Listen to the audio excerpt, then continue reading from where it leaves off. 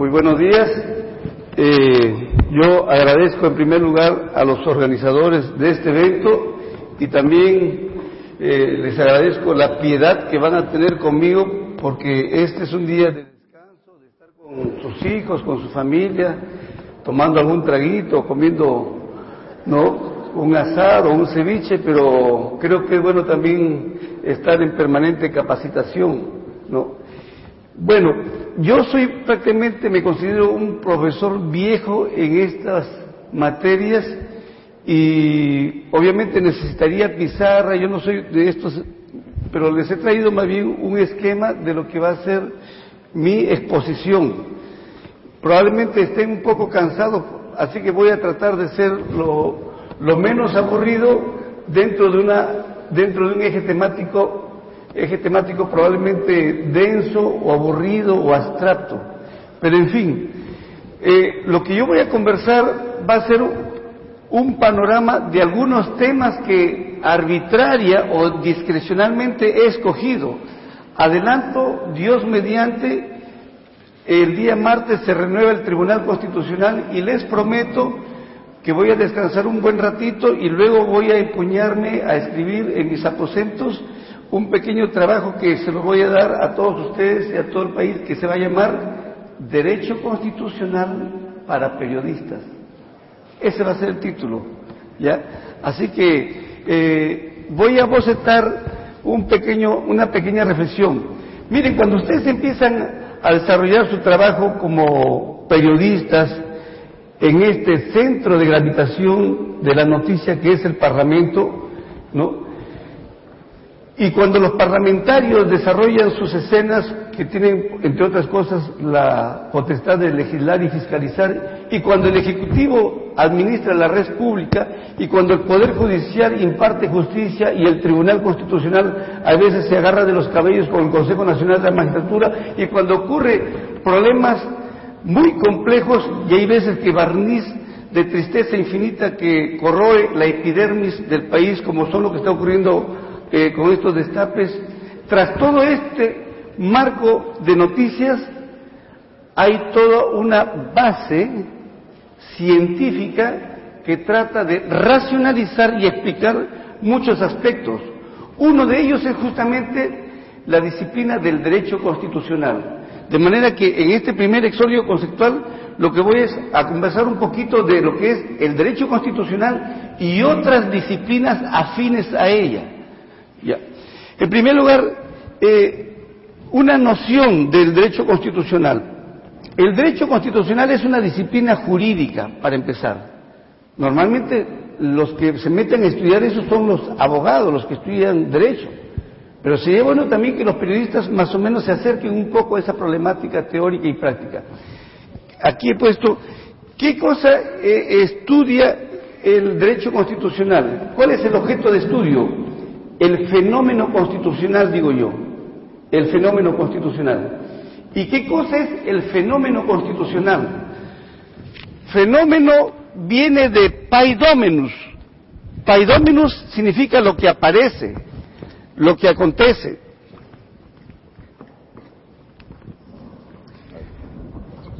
Y a partir de ahí se presenta la realidad a través de ese fenómeno.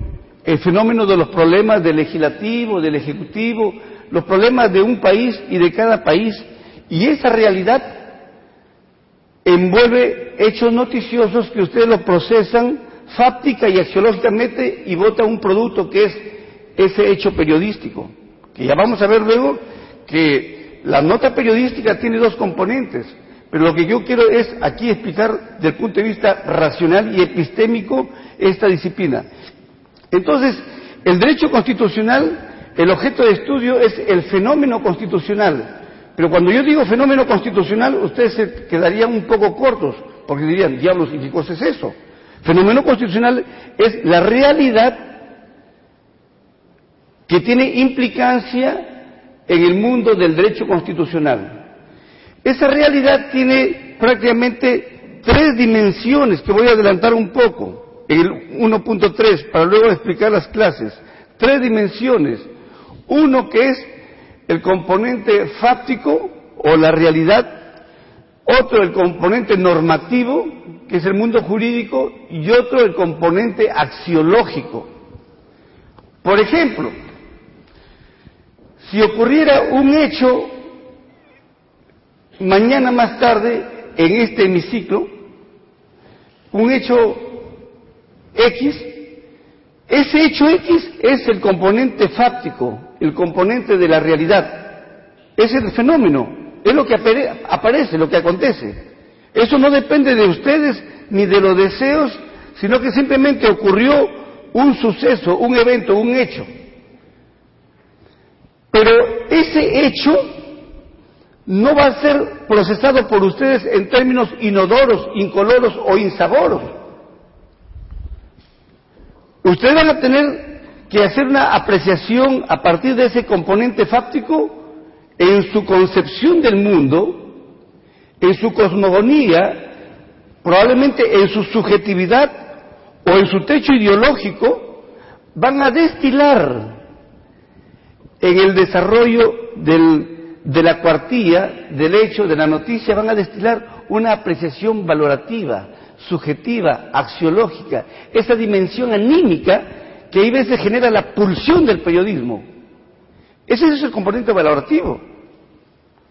Supongamos, ayer hemos visto que la señora Solier, nuestra actriz, nuestra querida actriz, ha ocurrido algo que ya ustedes saben, o que si ocurriera, imagínense un tipo, un bribón, porque no habríamos que hablar de otra cosa, que pretenda violentar a una niña, a una jovencita.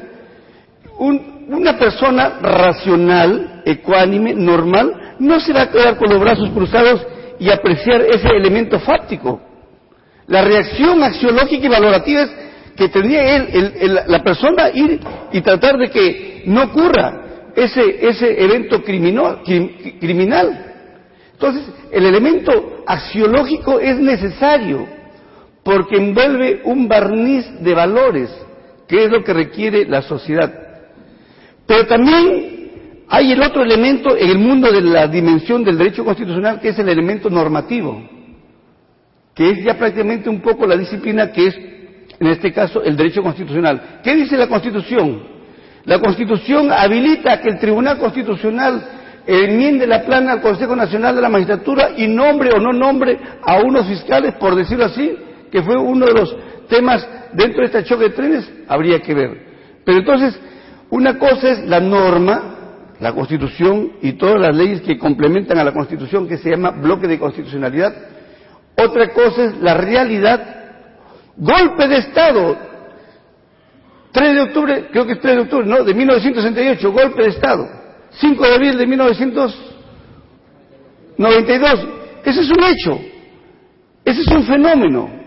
Y viene la prensa, etcétera, etcétera, ¿no? Entonces, cuando decimos que el derecho constitucional tiene 3 dimensiones, es parte de lo que en la filosofía del derecho se llama tridimensionalismo jurídico, que lo planteó en su momento Miguel Reale, o trialismo jurídico, que lo planteó también en su momento Ernst Goldschmidt, que fue un hijo de alemán que se avecinó también en Argentina, y Miguel Reale fue profesor y decano de la Facultad de Derecho en Sao Paulo, ¿no? Entonces, miren, tras todo esto que estoy diciendo, hay toda una filosofía del derecho que se llama tridimensionalismo jurídico o trialismo jurídico, que envuelve norma, realidad y valores, y que ustedes, desde el punto de vista de lo que normal y cotidianamente hacen, hay toda su parte de una disciplina y también de una base filosófica ahí. Pues bien, sigamos. El derecho constitucional, si bien estamos ya quedando en ciertas conclusiones que estudia la realidad constitucional, y que esa realidad constitucional no depende de sus deseos, sino de los aconteceres que ocurren, esta disciplina tiene 3 clases: teoría constitucional o derecho constitucional general, que estudia los grandes conceptos, las grandes categorías, ¿no? Luego tenemos derecho constitucional nacional, que para nuestra versión sería derecho constitucional peruano, que todos los chicos que estudian en los primeros ciclos de la Facultad de Derecho tienen que llevar de rigor ese curso, que es estudiar nuestra Constitución positiva escrita, vigente. Y finalmente, el derecho constitucional comparado. Por ejemplo, estamos aquí en este hermoso recinto. Este era en su momento la Cámara de Senadores. Y si ustedes chequean, en el derecho constitucional comparado hay regímenes monocamerales o bicamerales. Nuestro constitucionalismo histórico siempre ha pedido que sean 2 cámaras, pero ya en su momento hubo una decisión política y se convirtió en un régimen unicameral o monocameral. ¿Eso quién lo estudia? El derecho constitucional comparado. Entonces ya tienen ustedes las clases del derecho constitucional, muy esquemático, por cierto, las dimensiones del derecho constitucional. Cuando hablamos también del derecho constitucional, podríamos decir, queridos amigos, que hay una eclosión del derecho constitucional. ¿Qué significa eso? Que esta disciplina se ha ampliado. Hay un redimensionamiento que ha generado otras disciplinas, que aquí solamente las enumero. Aparte de la teoría constitucional, que es la viga de la disciplina, tenemos la teoría general de los derechos fundamentales. Es toda una disciplina que surge de nuestra vertiente disciplinaria, que es el derecho constitucional. Teoría general de los derechos humanos o teoría general de los derechos fundamentales. Y pretende estudiar toda una compleja gama que explica por qué es que los derechos fundamentales, los titulares, el contenido esencial, límites, la doble dimensión, en fin, es todo un curso que se ha venido desarrollando como consecuencia de la Segunda Guerra Mundial para adelante. Luego tenemos la teoría general, teoría del derecho internacional de los derechos humanos. Lo que ocurre en Bosnia, Sarajevo, lo que ocurre en las guerras internacionales, eso también de una u otra manera tiene una explicación cuando se trata de los problemas del jus in bellium, que es el derecho de guerra. Entonces se aplica aquí los convenios de Ginebra, ¿no?, del año 47 y los protocolos del año 77. Eso se llama Derecho Internacional de los Derechos Humanos, que es la aplicación de los derechos fundamentales a las personas que son caídos, a los prisioneros, ¿no?, a los heridos en mar, tierra y aire. Todo eso lo desarrolla esta disciplina, que es parte también del derecho constitucional en su momento. Luego tenemos una teoría de la constitución económica, en la medida en que es una de las grandes bases que es la economía de un país. Hoy se habla pues de una constitución económica y hay toda una disciplina que regula, desarrolla, explica toda esta problemática teórica. Y también quiero darles la información de que hay una suerte de una teoría del derecho parlamentario, y lo que acaba de desarrollar el profesor anterior es todos los entresijos que ocurren interna y sistémicamente en los regímenes parlamentarios, ¿no?, bicamerales o monocamerales, y todo aquí tendría que desarrollarse no solamente lo que establece los lineamientos, los principios generales que están en la Constitución, sino sobre todo el reglamento interno del Congreso.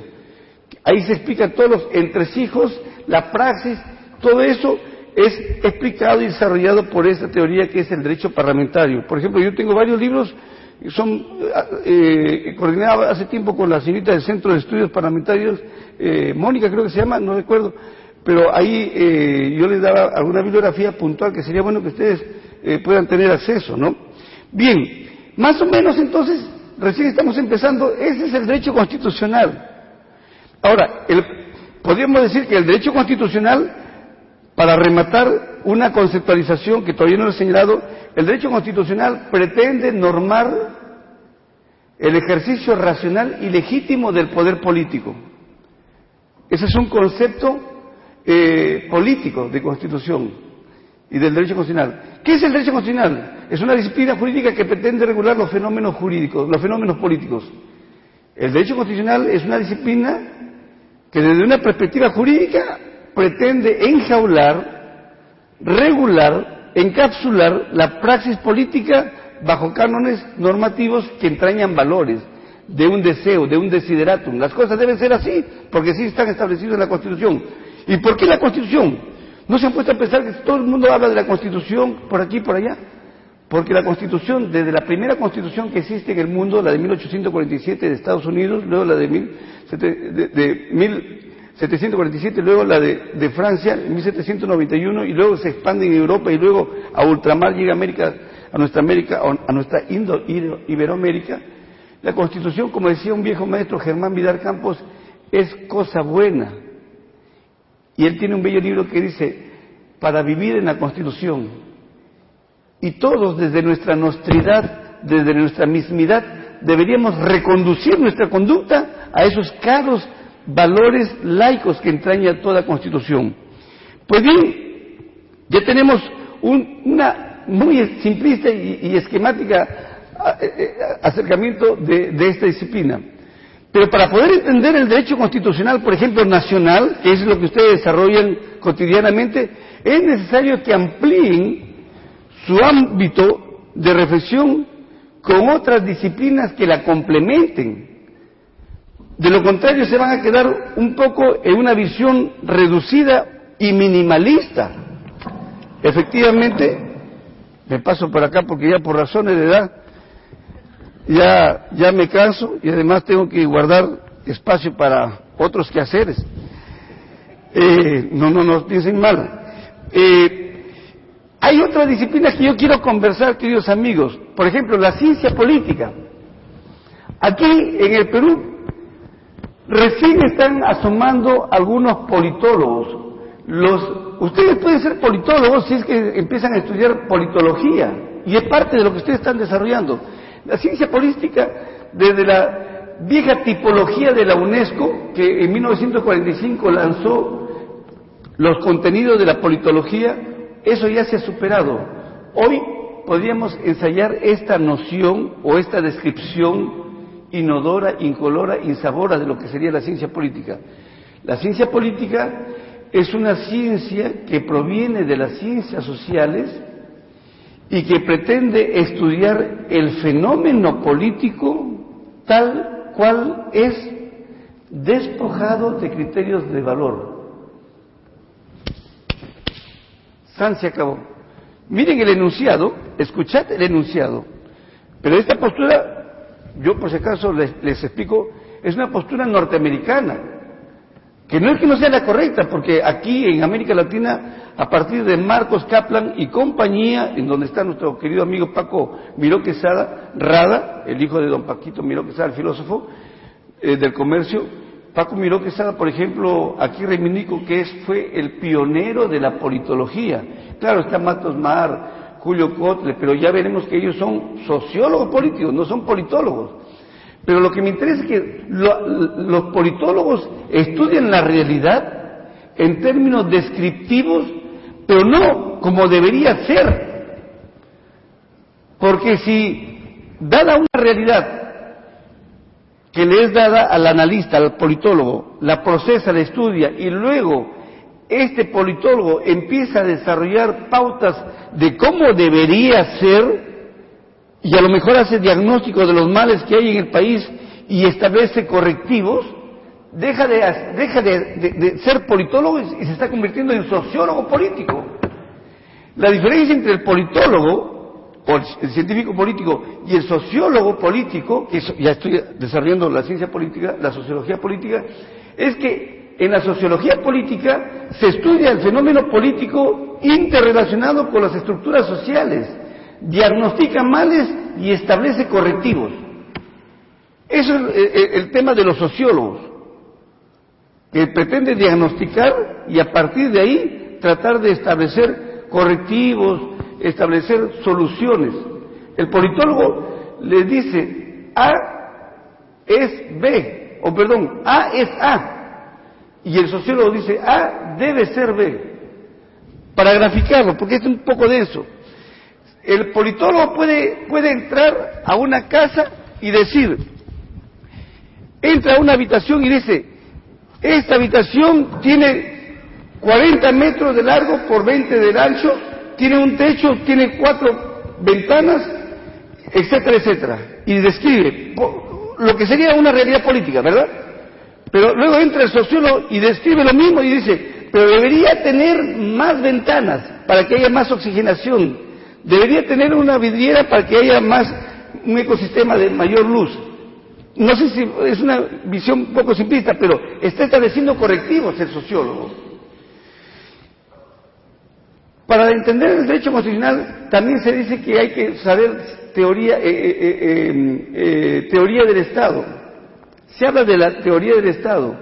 La teoría del Estado era una disciplina científica que provenía del pensamiento germano occidental de Alemania y estudiaba el Estado. Esto, por ejemplo, es Estado. El Ejecutivo, todo esto es Estado. ¿Quién ha visto el Estado? ¿Cómo es el Estado? Nadie lo conoce, porque no es objeto cognitivo, no se puede apreciar, no se puede tocar. Es como la electricidad. ¿Ustedes han visto la electricidad? No, pero si enchufamos la licuadora, sentimos sus emanaciones, sus irradiaciones. Lo propio, el Estado no lo ha visto, pero por ejemplo, cuando el Parlamento aprueba una ley y alguien, si no la cumple, se va a la cárcel, ese es Estado. Bueno, todo eso lo estudia la teoría del Estado, ¿no? Pero hoy la teoría del Estado ha quedado arrinconada y se ha dicho que la teoría del Estado hoy ya no existe porque carece de suficiente peso epistémico, porque ya no tiene objeto de estudio. Porque el objeto de estudio se lo ha llevado ¿quién? El derecho constitucional, que estudia el Estado desde el punto de vista normativo, y la politología, que lo estudia desde el punto de vista sociológico o fáctico. Pero aún así, en el pensamiento germano occidental ha quedado como una gran enciclopedia de conocimientos de lo que es el Estado. Todo lo que no estudia el derecho constitucional o la politología lo cubriría la teoría del Estado. Pero personalmente, un grupo de profesores peruanos discrepamos, por ejemplo, de algunos argentinos y del pensamiento alemán, porque estimamos que la teoría del Estado se ha subsumido dentro del derecho constitucional. Es un poco denso, pero ya estoy... Otra vertiente que quiero aclarar, derecho político. De vez en cuando ustedes pueden decir derecho político. Cuando se dice derecho político, ¿qué cosa es? Es sinónimo de derecho constitucional. Hoy, el derecho político ya no existe. Se establecía como una asignatura en España. Y don Pablo Lucas Verdú, que desarrolló esta disciplina, decía que el derecho político no es más que un hibridismo entre la ciencia política y el derecho constitucional. Y dice esto que es muy enternecedor: deberíamos mantener el derecho político porque tiene un regusto histórico y porque su fraseo es estetizante. Derecho político, suena como cuando uno toma una Coca-Cola y le hace las burbujitas. Derecho político, sabe rico, sabe mejor, es suasorio, es persuasivo. Oído la música, diría nuestro periodista El Beco. Pero el derecho político, pues, ya no es nada. Está subsumido también en el derecho constitucional. Sigamos. Filosofía política. Esto sí es un poco más gordo. Si uno viene al reino de este mundo,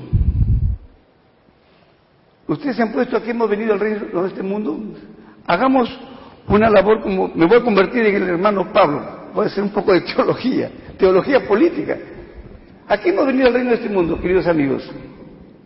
Hemos venido a ser feliz y a dar felicidad. Ese sería un desideratum. Desideratum es un deseo.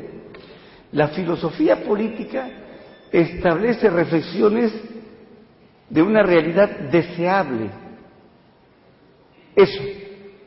La filosofía política establece una realidad que, si es media torcida, debería ser enderezada. Los entuertos que cometemos cotidianamente deberían ser superados a través de un conjunto de ideas políticas que realmente establece la filosofía política.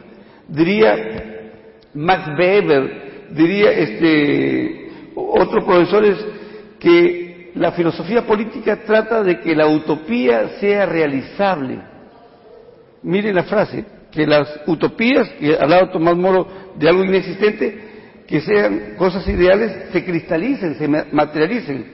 De ahí que cuando uno estudia filosofía política, cada persona estudia filosofía política, le suministra en sus reflexiones, en sus trabajos, un techo, una cosmogonía, un techo ideológico, una concepción del mundo. Eso es lo que da la filosofía política. Y la filosofía política sería bueno que lo tengan presente básicamente nuestros líderes políticos, los que imparten la red pública, los que deciden la cosa pública, deben tener una cosmovisión amplia, profunda, que logren conocer el entramado de la condición humana y a partir de ahí establecer proyectos de una nación.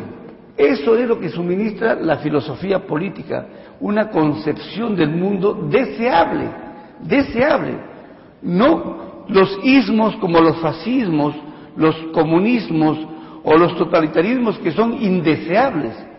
Se trata de concepciones que acerquen a lo que yo dije cuando me convertí en el hermano Pablo, dar felicidad y ser feliz, porque creo que en eso se reduce el venir al reino de este mundo, porque en cualquier momento podemos irnos al otro barrio y el ideal es que haya un país realmente en donde los niños no trabajen, sino trabajen jugando y estudien, y que los ancianos tengan una ancianidad de calidad de vida y que los chicos estudien, que no haya lo que está ocurriendo. Dejamos ese tema aquí. Economía política es también otra vertiente disciplinaria que envuelve y amplía el espectro de su reflexión en lo que es las políticas económicas que establece sobre todo el Ejecutivo y básicamente aquí en Girón Junín, que es el MEF, el Ministro de Economía. Bien, ya no les aburro con esta parte que amenaza con ser una clase media de tipo Xanax, que se me vayan a dormir, pero vuelta quiero retroceder un poco a la ciencia política. La ciencia política, es bueno que ustedes sepan de que tras la ciencia política se desarrollan otras vertientes, que es la teoría política, la doctrina política, la ideología política y el pensamiento político, que son elementos conceptuales que es bueno que ustedes lo dominen, porque, por ejemplo, aquí veo a Luis Alberto Sánchez, pero no veo acá pues a un gran líder de un movimiento que fue Víctor Raúl de la Torre. Él desarrolló todo un pensamiento político. Mariátegui desarrolló también todo un pensamiento político, ¿no? Y así podríamos desarrollar el pensamiento político de lo que ha sido el Perú en nuestra república. Entonces, conceptualicemos primero un poquito de pisco.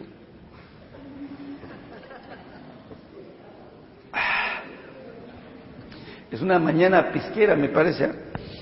Bien, la teoría política, queridos amigos, trataría de explicar todo lo que es la dinámica de los regímenes políticos, de los sistemas políticos, en buena cuenta del poder, y según los modelos que se presentan en el mundo, ¿no? En cambio, la doctrina política es un credo ideológico que han venido desarrollando algunos políticos o algunos pensadores, ¿no?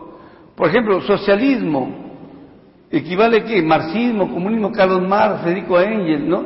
Todo ello es prácticamente toda una doctrina política, pero la doctrina política llevada a la praxis,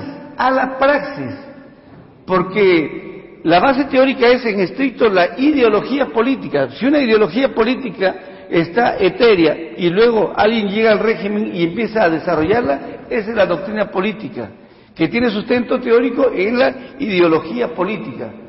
Ideología política y doctrina política son complementarios, pero no se juxtaponen.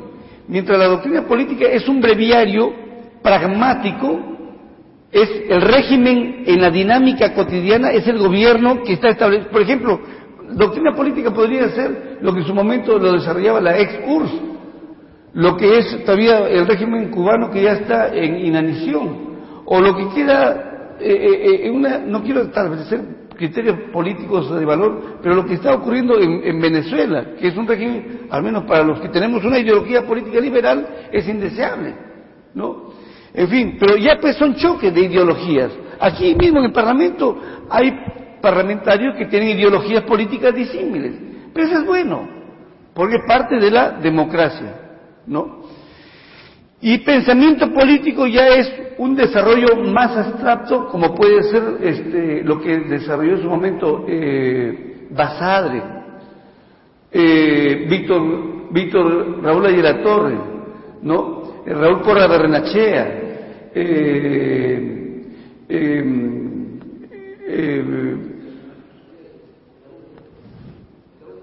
Víctor Andrés Belaunde, entre otros, por decir. Bueno, lo dejamos profesionalmente ahí. Hagamos un intermezzo polémico. Entonces, los politólogos son los que normalmente se dedican a estudiar el sistema político, y hay veces que aparece, por ejemplo, Tanaka escribiendo Virtud y Fortuna. Aparece Julio Kotler escribiendo o publicando ahí. Que son politólogos, pero que hacen más que politología, labor de sociología política. Los analistas políticos normalmente los vemos a través de los diarios cotidianamente, cuando uno lee a Mirko Lauer, cuando uno lee a Rodríguez, cuando uno lee a Paredes del Comercio, etcétera, etcétera. Ellos son analistas políticos, ¿no? Que procesan la realidad que ustedes normalmente suministran y establecen una concepción del mundo. Un aspecto axiológico, animista, subjetivo, objetivo, de todo. Pero es una particular forma de ver la realidad. No necesariamente es una postura objetiva el tema del analista político, porque subyace, por si acaso, en su techo ideológico, un techo ideológico subjetivo. Y hay veces que le permite ver la realidad desde un color amarillo o rojo, según lo que fuere, y según, agarra un poquito de carne, la postura de los dueños de la prensa. Y aprovecho el pánico aquí, por decir, es bueno que ustedes sepan de que hay un derecho fundamental que tienen todos ustedes, los periodistas.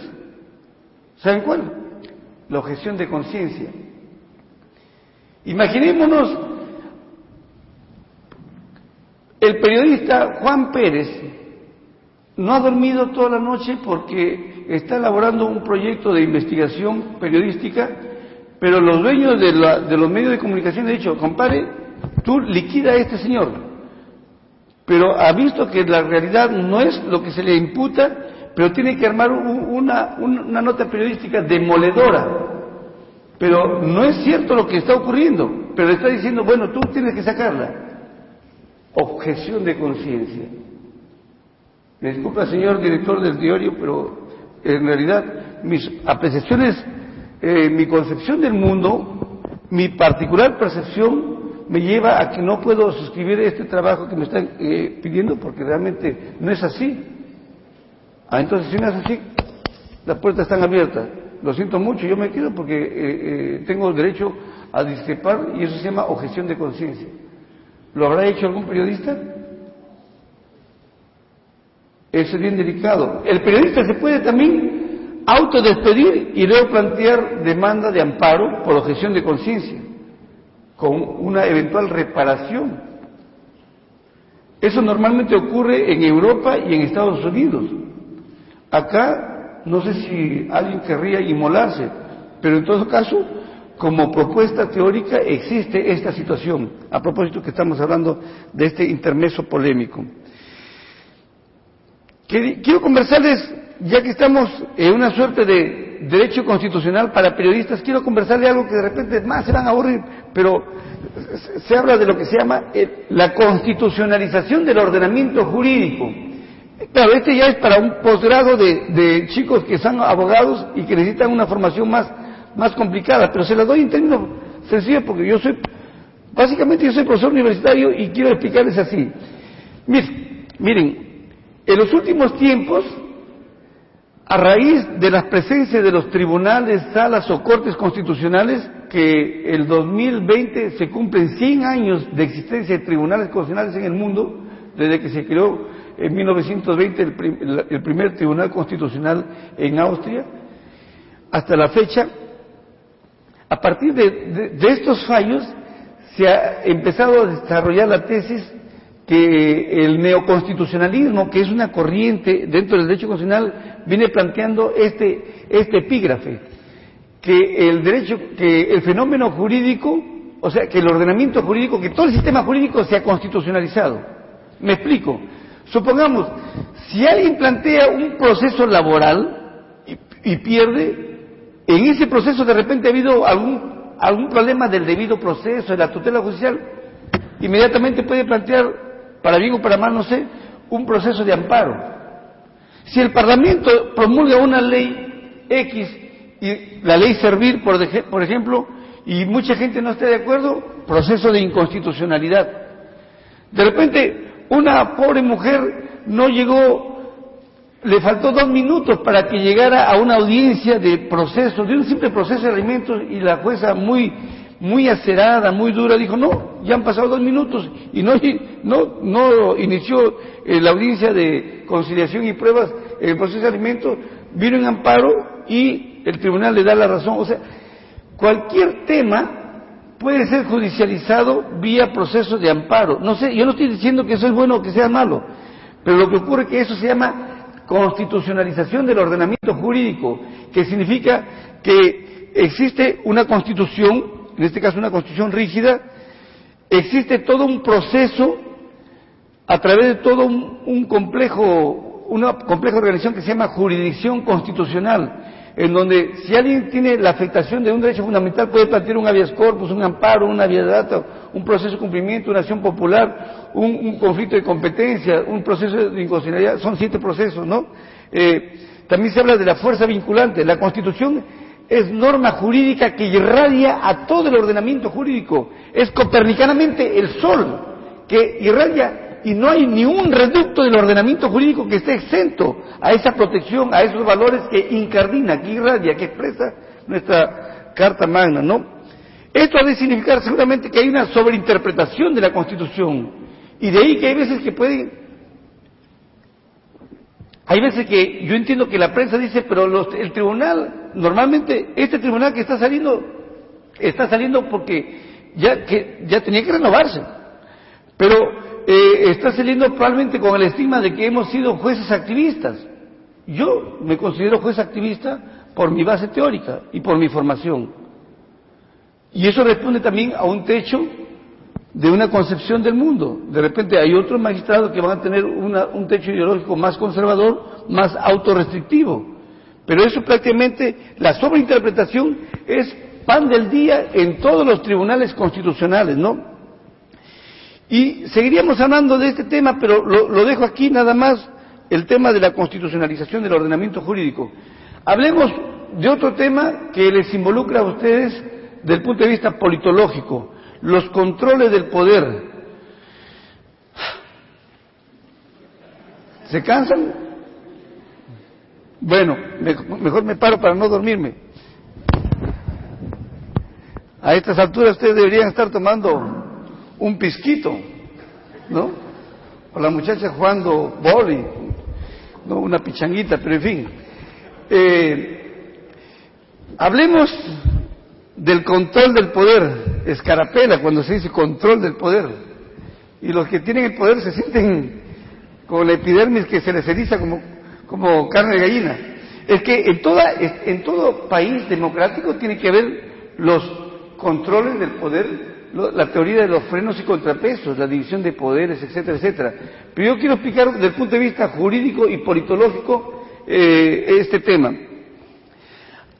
Karl Lowenstein es un extraordinario politólogo y constitucionalista alemán que desarrolló su pensamiento básicamente en Nueva York, y él tiene un libro que se llama Teoría de la Constitución.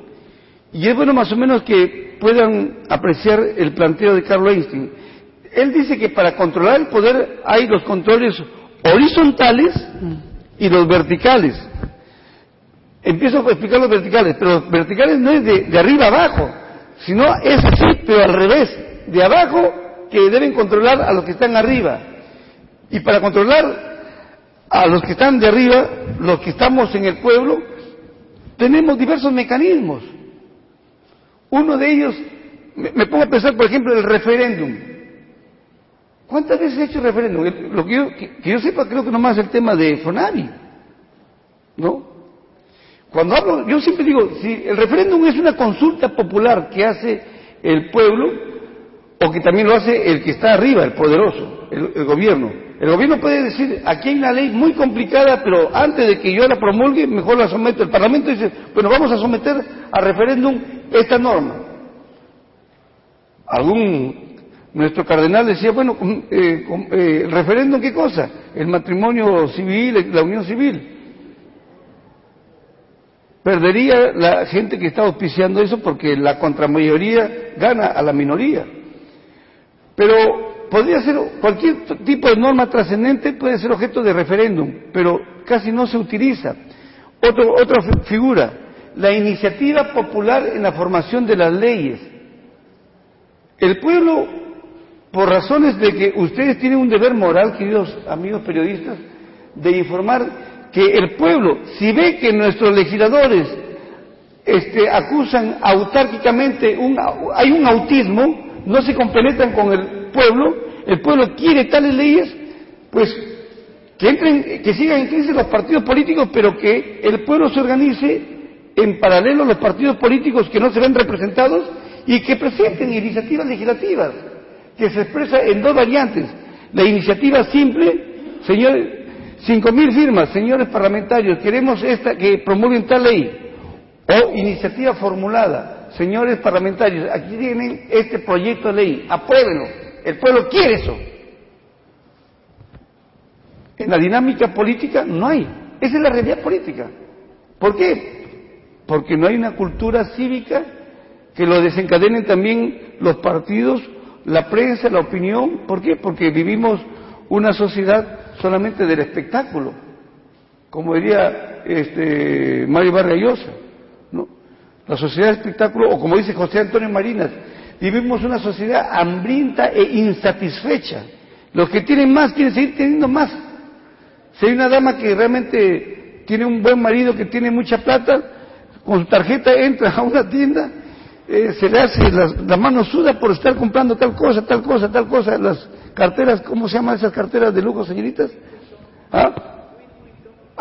Imagínense, compra usted una, después suda que quiere otra, ya se le pasó la adrenalina, pero luego quiere otra, ¿no? ¿Qué pasa con esta sociedad hambrienta e insatisfecha? Que solamente está, ¿a qué? Sexo, sangre, porno, morbo. Hoy ustedes han leído un artículo que tempranito acabo de leer, aquí en mi celular, en El Comercio, un artículo extraordinario de esta dama Marta Meyer, ¿no? En donde dice que los periodistas no tienen la culpa de las noticias que informan los periodistas. Pero en otra oportunidad, Patricia Río decía que una mala noticia es una buena noticia, y que una buena noticia es una mala noticia. Entonces también hay que entrar en vuestra nostridad, los periodistas, y hacer también un alto desde el punto de vista ético y ver qué pasa con el trabajo. Porque por un lado una dama dice, bueno, pues las malas noticias venden y una buena noticia no vende. Acá esta dama de hoy día ha dicho, bueno, debía haber buenas noticias, pero no las desencadena nuestra élite política, nuestra clase política, ¿no? Entonces, eso tiene que ver con el tema de la formación cívica, del sentimiento constitucional que deben desencadenar la prensa y los que detentan el régimen político, ¿no? Otro mecanismo, remoción, revocación. Si se aplicara la remoción, la revocación en su momento, no ocurriría lo que ha ocurrido en Huaraz y compañía. ¿Por qué? Porque el pueblo debería tener conocimiento de que si hay un presidente o hay consejeros que se están convirtiendo en chicos malos, con el tiempo se convoca, se le dice al Jurado Nacional que quieren revocarlos, ¿no? Pero esos son mecanismos de participación popular que no se desarrollan. Rendición de cuentas.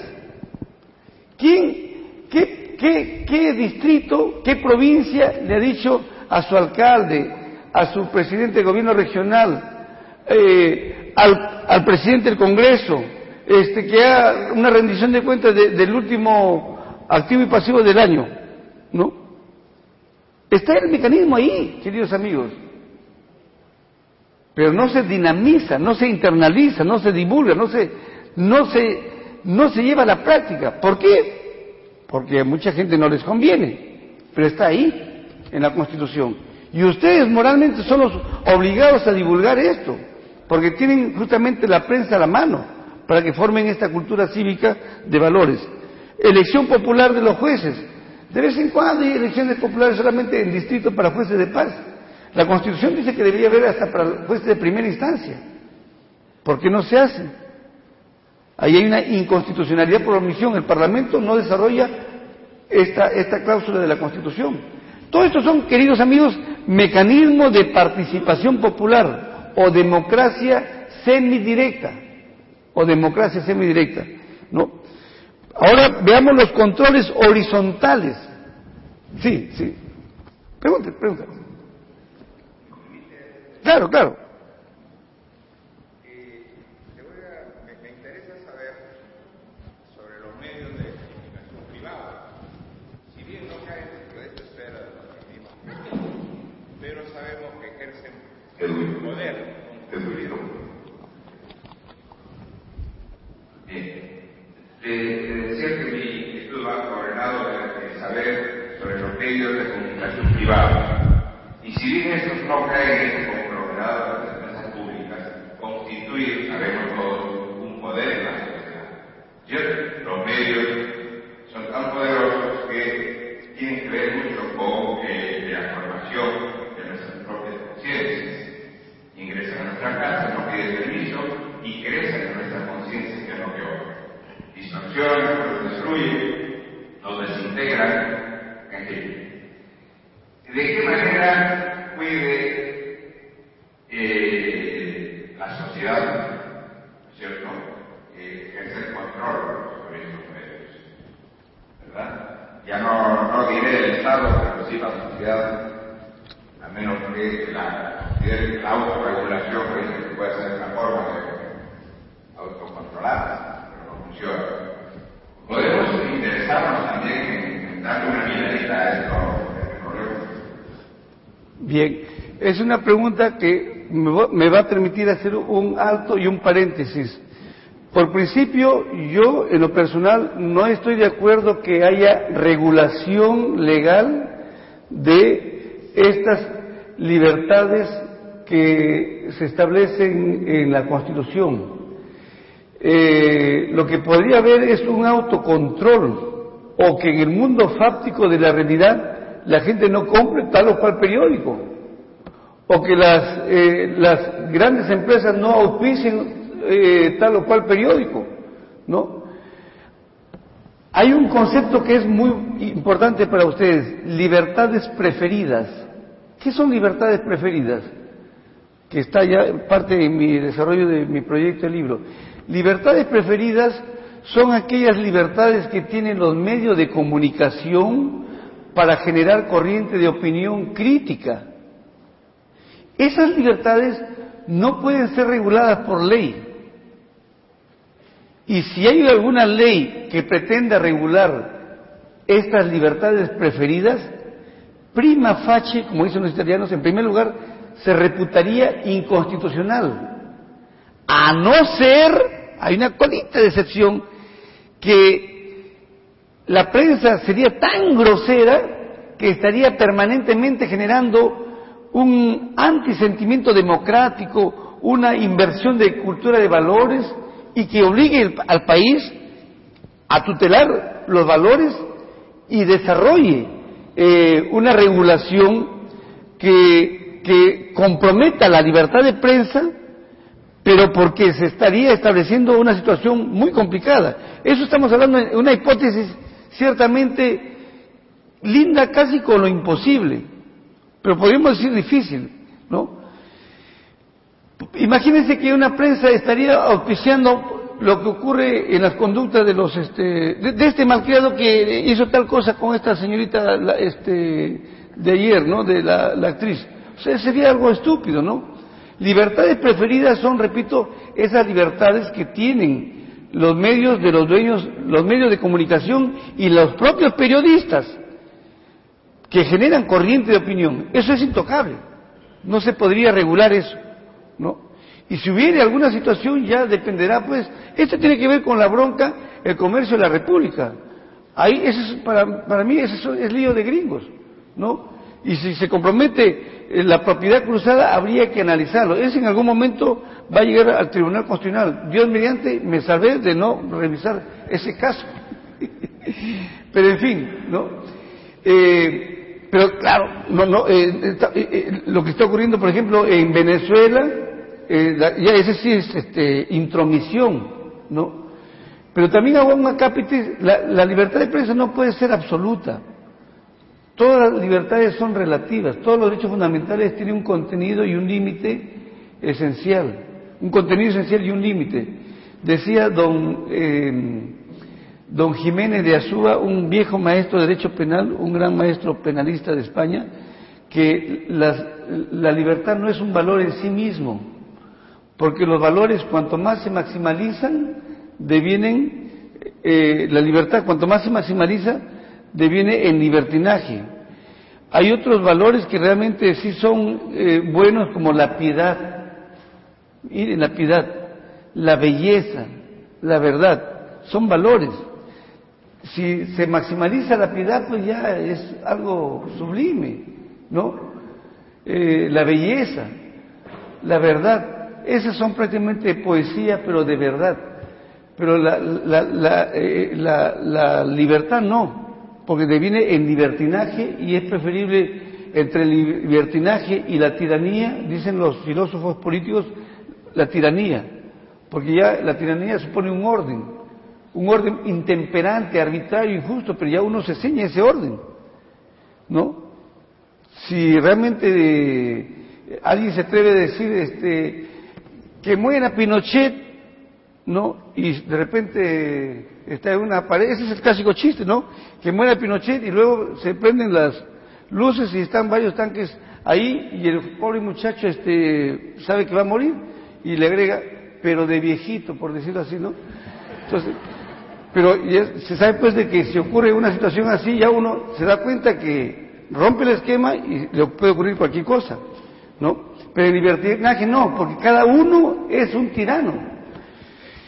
Bien, los controles horizontales es un tema que es bueno que lo aprecien bien. Voy a tratar de ser muy explícito, muy sencillo. Aquí hay que distinguir controles interórganos. ¿Cómo funciona un control interórgano? Eso puede ser llamado también la teoría de los frenos o contrapesos. Normalmente le llamamos también división de poderes, ¿no? Cada órgano del Estado cumple una función, una atribución, y esa función no debe entrometerse el otro órgano. De lo contrario hay conflicto de competencias o de atribuciones. Pero, por ejemplo, el legislativo, lo pongo como ejemplo aquí, el legislativo ejerce un control interórgano. El legislativo, que es la representación nacional, tiene dos potestades, los parlamentarios: legislar y fiscalizar. Entonces, en ese marco situacional, un parlamentario puede empezar a fiscalizar los temas gordos que acontecen en el país, ¿no? Y hay bastantes mecanismos, ¿no? Aquí tenemos el derecho a la información. Un parlamentario, claro, personalmente no puede pedir información arbitraria a alguien, pero le pide al presidente del Congreso que por su intermedio se requiere una información, ¿no?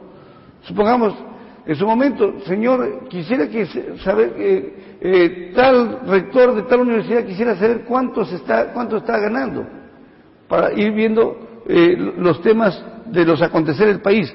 Las comisiones investigadoras, si funcionara a tiempo, no ocurrirían los males del país, ¿no? La acusación constitucional, cuando se ha infringido la Constitución, ¿no?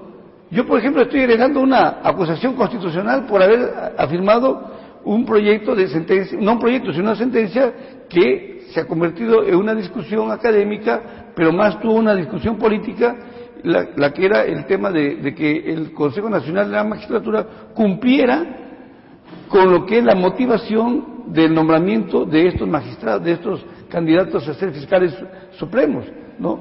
Pero hay un parlamentario que se irritó y ha planteado una acusación. Los magistrados de los tribunales constitucionales, por sus votos jurisdiccionales, no pueden ser objeto de acusación constitucional, ¿no? El antejuicio político, ¿no? Cuando realmente hay una situación muy complicada de un alto funcionario del Estado, puede ser sometido a un antejuicio político y puede terminar siendo ya, le puede quitar la inmunidad parlamentaria y que se le someta a un proceso penal común.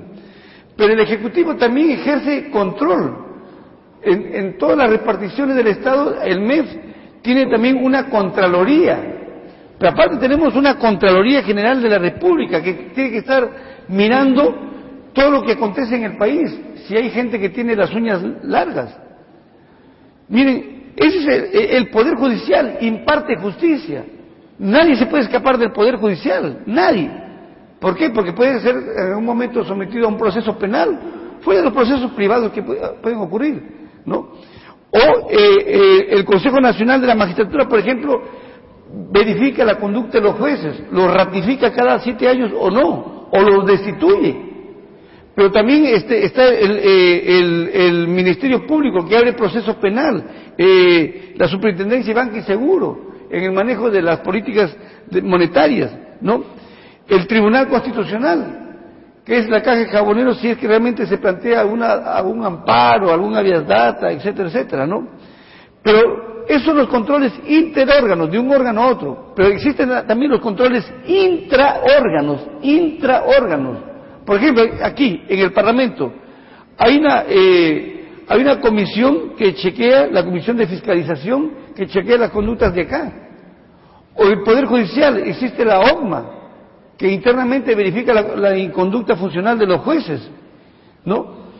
Y así en cada entidad hay controles internos. Si todo eso funcionaría, seríamos el país de las 1000 maravillas. Pero todo está allí. Por eso yo decía, la Constitución pretende racionalizar el ejercicio legítimo del poder político. Y eso parte, queridos amigos, por un sentimiento constitucional, por una información adecuada y cívica a la ciudadanía. Desde los mismos chicos que se van formando, yo siempre tengo un sueño, que todos los niños, desde primaria y secundaria, tengan un librito como de catecismo, que es el curso que antes, no sé si hay algunas personas mayores que llevábamos, ¿se acuerdan? Educación cívica. Muchos hemos llevado educación cívica. Pues que haya ese curso de educación cívica desde niños, para que se formen sus derechos, sus valores. Y nadie puede mancillarlo, avasallarlo, ni por el poderoso políticamente, ni por el influyente económicamente, ¿no? Que no sea objeto de discriminación, de ninguneo. Este es un país de plurinacional que debemos integrarnos bajo estos valores de lo que es el sentimiento constitucional. En fin, epílogo, para ya ir rematando, queridos amigos: honor, reputación, imagen, identidad. Esto ya sería prácticamente para los periodistas puros. Hay que tener mucho cuidado porque hay veces que la prensa se dispara normal sacando notas periodísticas y después están siendo objeto de rectificaciones, etcétera, etcétera. Por si acaso, ustedes deben saber que en otros países, por ejemplo en Estados Unidos, hay abogados que están chequeando todititas las noticias de la prensa. Y antes de que chequen, dicen, no, compadrito, no, ni hablar, vas a chocar con este señor que nos puede plantear una demanda, una querella, y esto le va a costar a la empresa muchos millones de dólares por reparación de daño moral. Además, ¿qué fundamento tienes esto? A ver, le dice el abogado al periodista, ¿tienes elementos? No, pero es que me han dicho que... No, compadre, ni hablar. Entonces, con esto quiero iniciar lo que es bueno saber, que toda persona tiene derecho al honor. El honor es la autoestima que uno tiene de sí mismo. La reputación es lo que el tercero piensa de uno. Tendremos buena reputación, mala reputación, eso prácticamente lo dicen los terceros. Es el honor, pero mirado desde afuera. El honor es impectore. Nosotros mismos tenemos nuestra autoestima.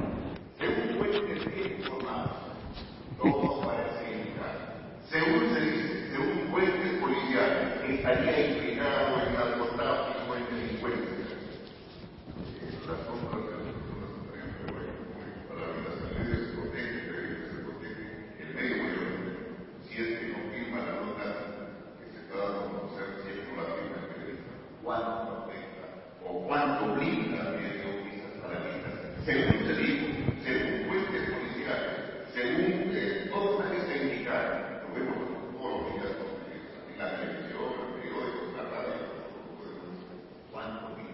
¿Cuánto cree? Sí, bueno, desde el punto de vista de la responsabilidad, si no lo firma el periodista, el que paga pato es el director del periódico. En todo caso, el director del periódico tiene que cuidarse de que el periodista firme el documento, el suelto, la nota periodística, y el ideal, el mensaje que, como reflexión académica aquí, es que el periodista no esté tras la noticia espectáculo, que habla Mario Vargas Llosa, ¿no? Porque eso es lo que yo le decía, cuando hablo de Mario Vargas Llosa, me recuerdo, repito, ojalá que consiga un libro que se llama, de José Antonio Marinas, El laberinto de los sentimientos, y otro libro se llama La arquitectura de los deseos. Son dos bellos libros que un buen periodista debería conocer, para conocer un poco los entresijos del alma en este mundo actual tan complicado, tan difícil y tan hermoso que estamos viviendo, ¿no? Porque esas palabritas ya son adrede y de cajón para presuntamente blindar alguna eventual responsabilidad, pero ya el suelto ya se hizo, ya se mansió honores, ¿no? Desde luego también quien está en el funcionariado público tampoco no debe sentirse pues intocable, le va a estar manchando siempre la solapa. Nosotros como magistrados siempre estamos expuestos, hasta hace poco, hasta el día martes, hemos estado expuestos siempre a que tal fallo sea polémico, y obviamente si un magistrado, por decir, va a estar fallando de acuerdo a lo que es el humor de la prensa, estamos fregados, caballeros, definitivamente. Porque, permíteme hacer un paréntesis, porque una cosa es, en este mundo, la sociología política viene acuñando las reflexiones del estado de espectáculo y la política pop. El estado de espectáculo era el estado que se expresaba en los presidentes, en los reyes, en los príncipes, que era todo un espectáculo. El estado de espectáculo era cuando Alan García se metía en su primer gobierno a un tanque de guerra, Collor de Mello se aventaba de un paracaídas,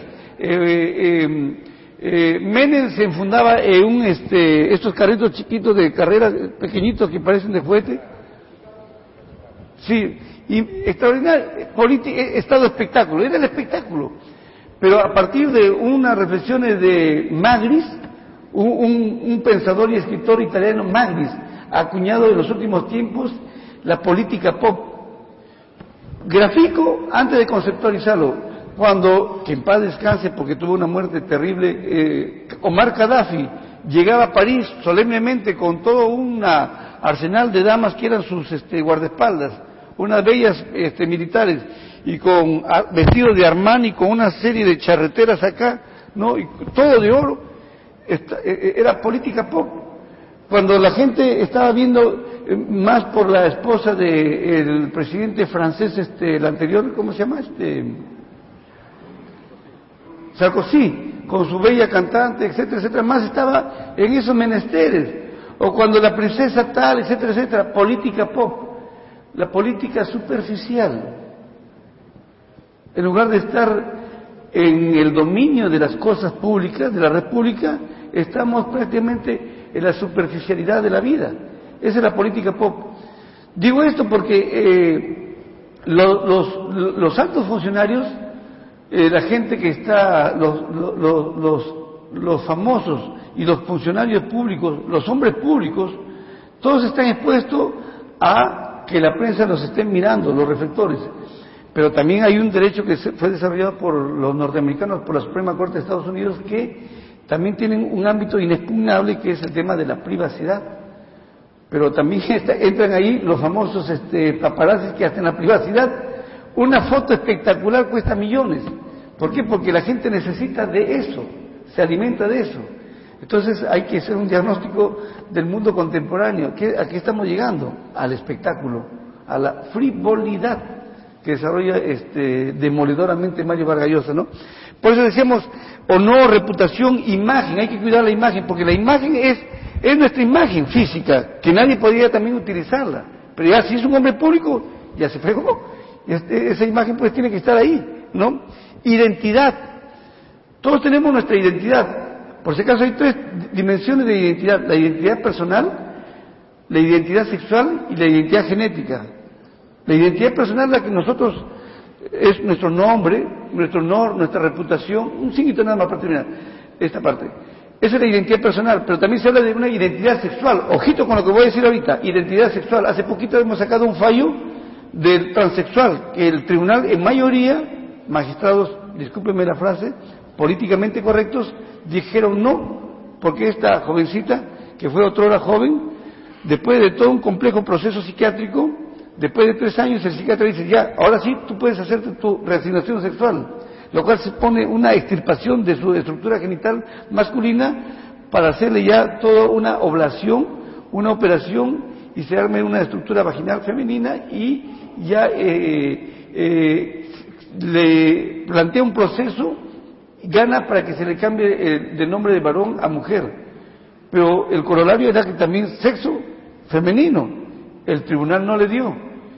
Y el que habla, yo personalmente que hice un fallo en minoría muy extenso, lo cual me supuso leer como 13 libros que conseguí en Argentina sobre el transexualismo y toda una complejidad teórica. Hoy digo, se habla de la identidad sexual, la identidad sexual tiene 2 dimensiones: identidad sexual estática y dinámica. La estática es la que uno nace con su sexo, morfológico, fisiológicamente, varón, varón, mujer, mujer. Pero en el decurso del tiempo, mayor de edad, esa persona a partir de 18 años puede optar por una identidad sexual distinta y puede tener relaciones lésbicas o relaciones homosexuales. Es su derecho a su identidad. Porque el derecho a identidad, totalizadoramente, es el derecho a ser uno mismo, ¿no? Y todo eso involucra, pues, la formación que ustedes tienen que tener ahí, ¿no? La libertad desinformativa, pues, es el derecho que tienen los dueños de los medios de comunicación a informar. ¿Quiénes son los instrumentos que informan? Los periodistas. Los periodistas tienen que tener la herramienta de una información veraz, objetiva, no esas cosas que se llaman parametradas, eso no. Simplemente la información veraz, objetiva. Y aquí es necesario que se sepa, aquí yo quiero decir pues que el hecho periodístico tenía esos 2 componentes que hablaba. El hecho fáctico, aquí hablamos de una vez, el hecho fáctico, que es el acontecer, ¿no? El fenómeno que se ha presentado, pero ese fenómeno no viene en términos desnudos, yo digo inodoro, incoloro, insaboro, no.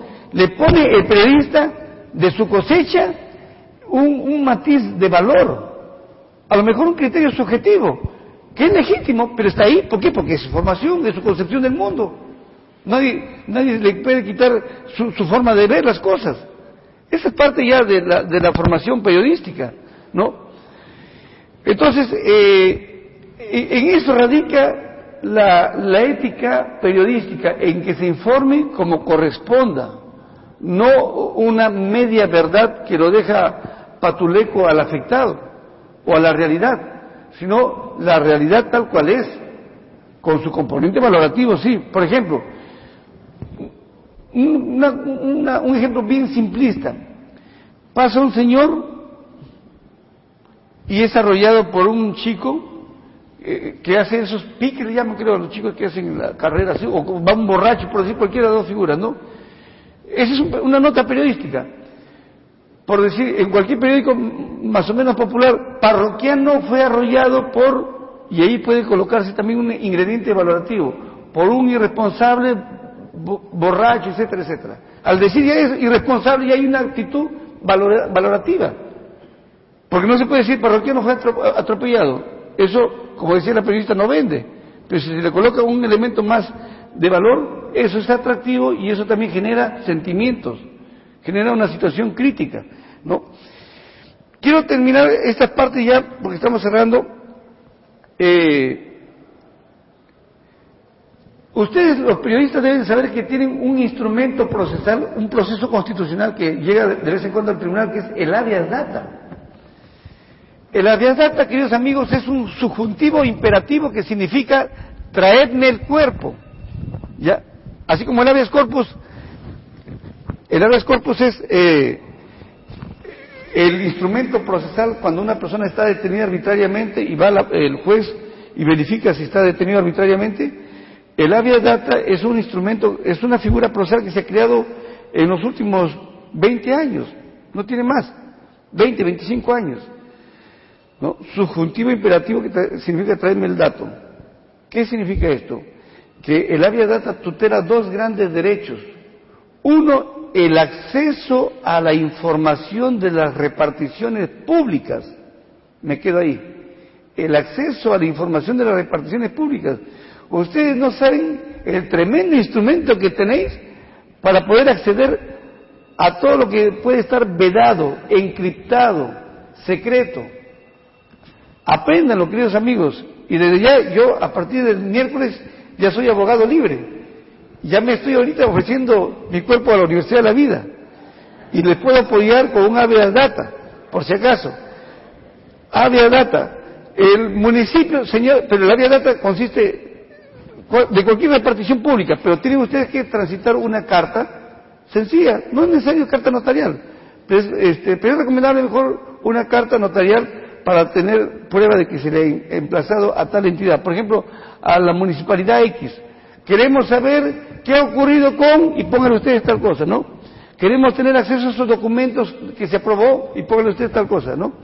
No les da la información. Después de 15 días pueden ustedes plantear un habeas data, que es un proceso breve, rápido. El ideal es que sea breve, rápido. Y el juez le puede decir, bueno, señor emplazado, señor alcalde, debe esa información al periodista que está haciendo. Ese sí es una verdadera, lo que le preguntaba acá al caballero, de una comisión investigadora, de una, ¿cómo dicen ustedes? Investigación, cuando hay una noticia periodística bien amplia, ustedes llaman, unidad de investigación, creo que le llaman, ¿no? Entonces, esas son investigaciones buenas, ¿no? Porque tienen sustento, ¿no? Ese es el acceso a tener información de las reparticiones públicas. Me preguntarán ustedes, ¿entidades privadas también podríamos tener acceso? Sí, pero solo tratándose de entidades privadas que cumplen servicio público. Telefónica, ¿cómo se llama? El correo Serpos, qué sé yo, ¿no? Los que brindan los servicios de electricidad, ¿no? Etcétera, etcétera, ¿no? Y el otro derecho que tutela el habeas data es la autotutela de la información personalizada. En doctrina se habla de la información sensible. ¿Qué es la información sensible? Es aquella información que todos tenemos, pero que solamente es un ámbito exclusivo de uno. Y hay veces que hay que manejar el concepto de secreto, privado e íntimo. Inclusive dentro de lo íntimo puede estar involucrada la familia, pero hay veces que inclusive ni con la esposa se puede tener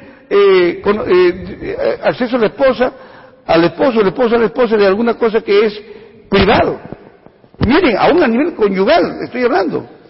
Pero el ámbito de la familia es un ámbito de lo que es ya la privacidad familiar o personal. Digo esto porque uno puede tener algunas cosas que no le conviene que sepa a la gente. Si yo tengo SIDA, ¿para qué tiene que saber la gente que tengo SIDA? Si yo prácticamente, bueno, si uno tiene una opción sexual, yo creo que eso sí se puede saber, ¿no? Pero si una señorita guapa se ha hecho la barriguita le bajó un poquito porque comía mucho los fines de semana mucho tacu-tacu, etcétera, etcétera, pero eso es tema normal, pero no tiene por qué estarse divulgando. O si de repente uno está en las clínicas y algún periodista está chequeando el acceso de qué tipo de enfermedad, etcétera, eso es un tema privado. Es una autotutela que no es una cosa, eso sí es un poco desagradable, y para eso las personas tienen derecho a que se tutele y se preserve ese ámbito inexpugnable. Eso se llama la información sensible, aquella información que si lo tiene un tercero lo pueden hacer chichirimico, ¿no? Porque realmente uno se siente débil, puede ser objeto de muchas cosas.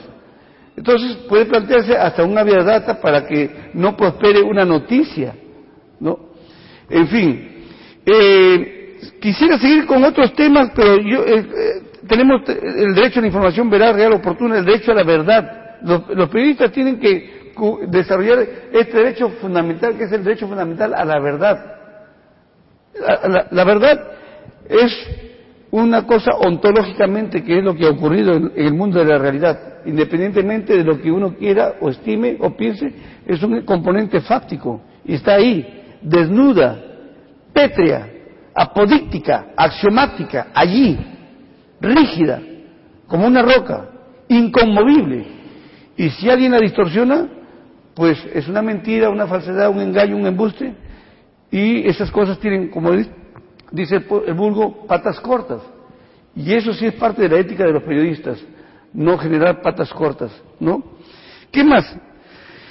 Hay muchas cosas más, queridos amigos, pero ya no lo quiero desarrollar porque ya veo que están con ganas de irse a comer un buen ceviche. Quiero, queridos amigos, terminar. Estoy personalmente muy contento de haber compartido estas reflexiones. Yo amenazo con escribir, probablemente a fines de este año termine este trabajo que se va a llamar Derecho Constitucional para Periodistas, ¿no? Estoy dispuesto a que si quieren hacerme preguntas, bien, y si no, mejor todavía, pero les agradezco infinitamente y quiero, curiosamente, en estos días que todavía sigo siendo magistrado del Tribunal Constitucional, agradecer por medio de ustedes al país que me llevó a este cargo. Hemos hecho una labor muy importante, hemos estado en el Centro de Estudios Constitucionales y justamente hemos dictado cursos, cursillos, seminarios en todo el país y hemos llegado a través de nuestro Centro de Estudios Constitucionales a certificar en este año se está llegando a 10.000 certificaciones que hemos hecho a lo largo de estos 6 años que he estado como director del Centro de Estudios Constitucionales, de tal manera que yo solamente lo que les convoco es a que construyamos un país con sentimiento constitucional, con valores, y si hay chicos malos, denunciémoslos, denuncien, y que realmente la prensa es un verdadero poder fáctico, pero también tiene que cuidarse de preservar los honores de las personas cuando no hay realmente una investigación idónea. El sueldo hay que guardarlo para cuando ya sea contundente. Bien, lo dejo ahí, queridos amigos, y les agradezco infinitamente esta paciencia china, esta tortura china a que los he sometido. Muchas gracias. Queridos amigos, colegas, agradecer profundamente. Muchas gracias, doctor Gerardo Edo, por esta exposición muy amena, muy didáctica, muy profunda en el sentido para nuestra labor. Agradecer, creo que terminó. Fuerte aplauso para todos. Muchas gracias.